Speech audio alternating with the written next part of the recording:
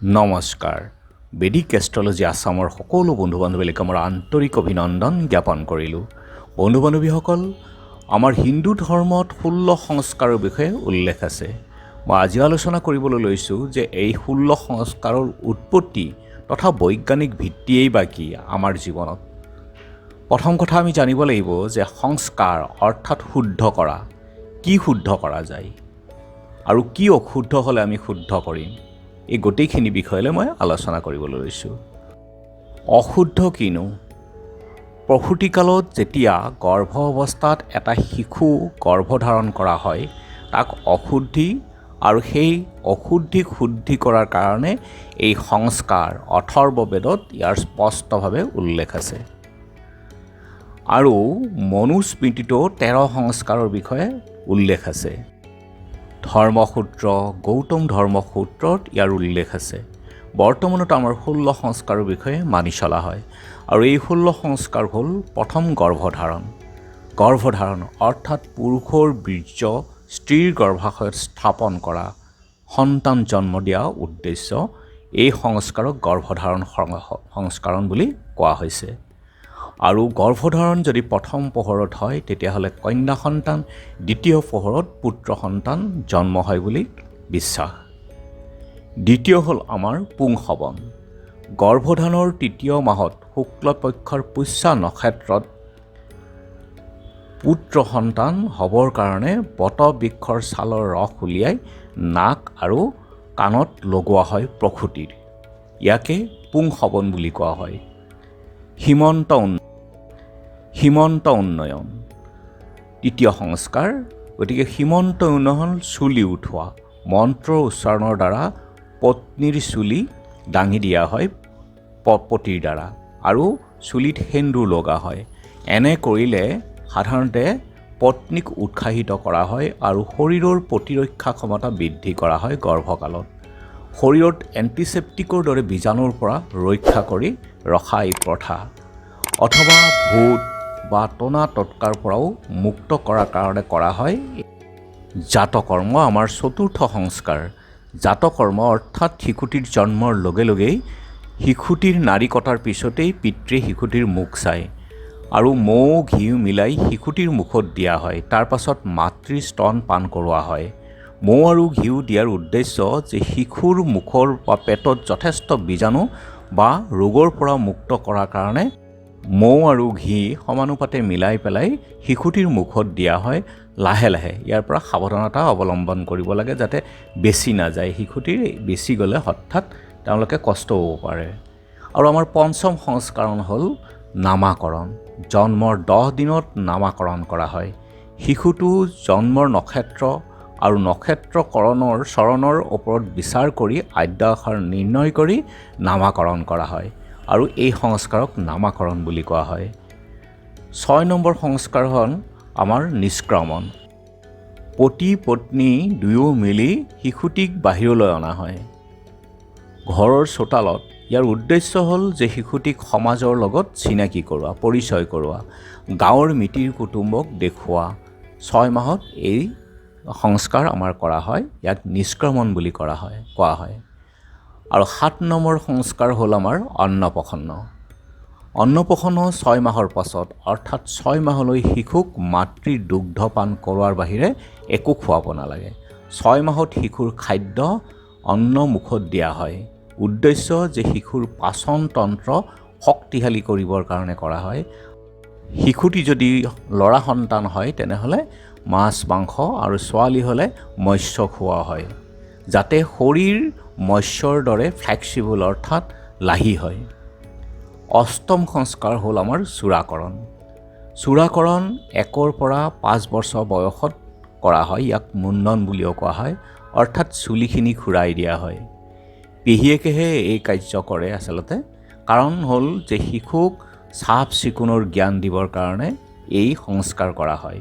শুদ্ধ হৈ থাকিব লাগে, ইয়াৰ তেওঁলোকক এটা ইংগিত দিয়া হয়।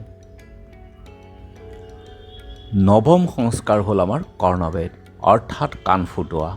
ইয়াৰ বৈজ্ঞানিক কাৰণ হ'ল যে হাইড্ৰচিল অৰ্থাৎ হাৰ্নিয়া আদি ৰোগৰ পৰা প্ৰতিৰোধ কৰাৰ কাৰণে কৰা হয়। আমাৰ দশম সংস্কাৰ হ'ল বিদ্যা আৰম্ভ। জন্মৰ 3 বছৰৰ পৰা 5 বছৰ বয়সত শিশুক বিদ্যা আৰম্ভ কৰোৱা হয়, অৰ্থাৎ প্ৰথম বিদ্যালয়ত নাম লিখোৱা হয়। পাৰ্বণ। ব্ৰাহ্মণ শিশুক পূব দিশে মুখ কৰি আৰু ওম শব্দ জপ কৰাইছিল প্ৰাচীন কালত। তাৰ পাছত পিতৃ মাতৃ অথবা গুৰুকুলত নামভৰ্তি কৰোৱা হৈছিল। উপনয়ন। 8 বছৰত শিক্ষালয়ত নামভৰ্তি কৰোৱাক উপনয়ন সংস্কাৰ বুলি কোৱা হয়। বামুণৰ ক্ষেত্ৰত 8 আৰু ক্ষত্ৰিয়ৰ ক্ষেত্ৰত 11, বৈশ্যৰ ক্ষেত্ৰত 12। এই সময়ত নগুণ পৰিধান কৰোৱা হয়। ব্ৰাহ্মণৰ কাৰণে কপাহ, ক্ষত্ৰিয়ৰ কাৰণে ঊণ আৰু বৈশ্যৰ কাৰণে স্বৰ্ণ। আৰু আমাৰ দ্বাদশ সংস্কাৰ হ'ল বেদা আৰম্ভ। ব্ৰাহ্মণৰ ক্ষেত্ৰত বেদৰ শিক্ষা দিয়া হয়। আৰু আমাৰ 13 নম্বৰ সংস্কাৰ হ'ল কেশান্ত, অৰ্থাৎ গোদান। শিক্ষা পূৰ্ণ হোৱাৰ পাছত গুৰুকুলত শিক্ষকে স্নান কৰাই দক্ষিণা বিচাৰে আৰু সেই দক্ষিণা 6 মাহ ধৰি ভিক্ষা কৰি যি অৰ্থ পায় সেই অৰ্থৰে তেওঁলোকে এজনী গাই কিনি আনি সেই গুৰুক দক্ষিণা হিচাপে দিয়া হয়।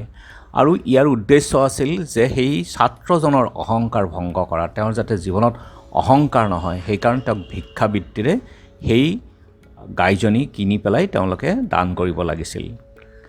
আমাৰ 14 নম্বৰ যিটো সংস্কাৰ হ'ল সমাৱৰ্তন, অৰ্থাৎ গুৰুকুলৰ পৰা ঘৰলৈ শিক্ষাৰ অন্তত ঘূৰি যোৱা পৰ্ব। আৰু ঘৰত আহি সেই ছাত্ৰজনে গৃহস্থ আশ্ৰম আৰম্ভ কৰে, অৰ্থাৎ বিবাহ। 15 নম্বৰ সংস্কাৰ হ'ল আমাৰ বিবাহ, অৰ্থাৎ গৃহস্থ জীৱন। আৰু 16 নম্বৰ হ'ল অন্ত্যেষ্টি সংস্কাৰ, অৰ্থাৎ চিতাদাহ। মৃত্যুৰ পাছত আমাৰ চিতাদাহ কৰা হয়। দত্তাত্ৰেয় ঋষিয়ে মৃতকৰ চিতাদাহ মন্ত্ৰ ৰচনা কৰিছিল। এই মন্ত্ৰ 3 পাঠ কৰি মৃতকৰ অন্ত্যেষ্টিক্ৰিয়া কৰা হয়। ধন্যবাদ।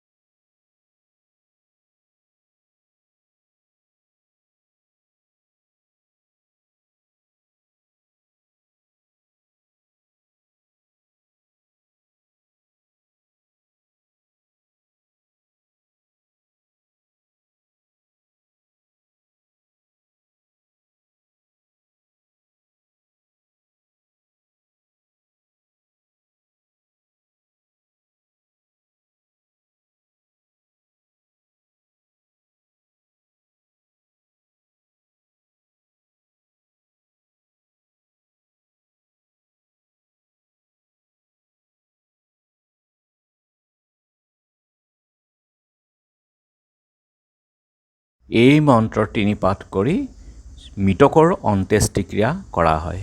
ধন্যবাদ।